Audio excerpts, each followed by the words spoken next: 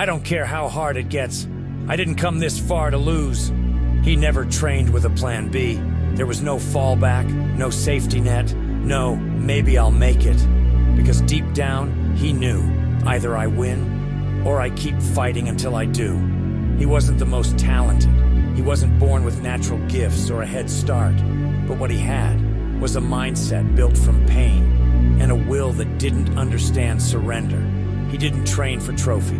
He didn't fight for fame. He fought because he had to, because losing wasn't in his DNA. There were nights he couldn't lift his arms, mornings where the pain in his legs screamed louder than his alarm. But he still showed up, still wrapped his hands, still stepped into the ring like it was life or death. People saw the wins, but they never saw the war behind them. The quiet, brutal war of discipline, failure, and choosing to keep going when everything in him said stop. He didn't keep going because it was easy. He kept going because quitting was never on the table. They called him obsessed, said he was doing too much, that maybe he should slow down, take a break, be normal. But how do you slow down when the only thing keeping you alive is momentum?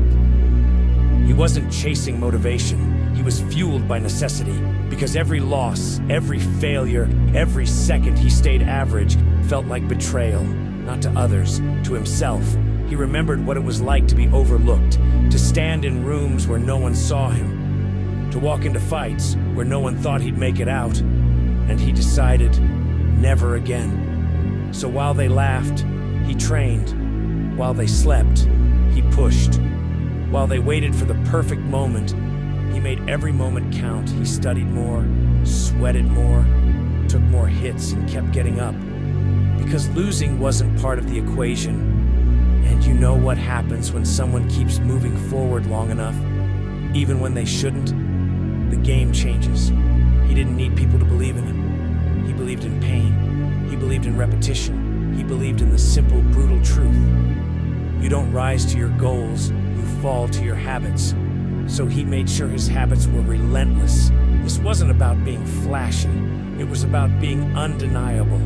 The kind of fighter who may not win every round, but never gives you an easy one. The kind of person who keeps coming long after the talented ones burn out. There comes a point, and in every fight, every dream, every climb, where the world doesn't whisper stop anymore. It screams it. The body starts to give in. The lungs burn, the legs shake. The mind begs for mercy, and everything inside says, this is too much. You're not built for this. He hit that point more than once, in training, in losses, in the quiet moments when no one's around to cheer, and doubt becomes your only company. But the difference between him and most, he didn't listen. He welcomed it, because pain wasn't a warning sign to him, it was confirmation. Confirmation that he was in the right place, doing the hard thing, the necessary thing. He didn't run from pressure, he made a home in it. When others folded under the weight, he stood taller, not because it didn't hurt, but because he'd learned that pain is temporary, but regret is forever. That's why he didn't break.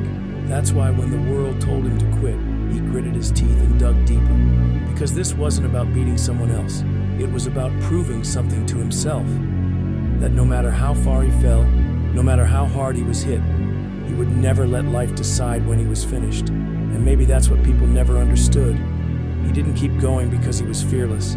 He kept going because he had every reason to stop, and didn't. That's not motivation. That's not hype. That's identity. It was never about having an easy path. It was about making the hard path his own, and walking it until it bowed to him. He didn't set out to inspire anyone. There was no spotlight in mind. No crowd he hoped would cheer. No revenge story or ego trip. It was personal. It was survival. It was about waking up one day, looking in the mirror, and not flinching at who looked back. And now they ask how he did it, how he stayed so disciplined, how he went so far without giving up. They want his secret. They want the formula. They want the hack. But there was no secret, just a quiet decision. I will not lose because I refuse to stop. He wasn't faster, he wasn't stronger, he just kept showing up again and again and again until the gap between him and everyone else wasn't talent. It was endurance, it was grit, it was identity, it was DNA. He became the one who doesn't quit, the one who bled, suffered, failed, and still refused to stay down, the one who made pain his ally and pressure his home. Because in his world there was no backup plan, no surrender, no maybe next time. Losing, that was never part of the story. Not then, not now, not ever. It's not a mindset, it's not a choice. It's in his DNA, and that's exactly why he's still standing.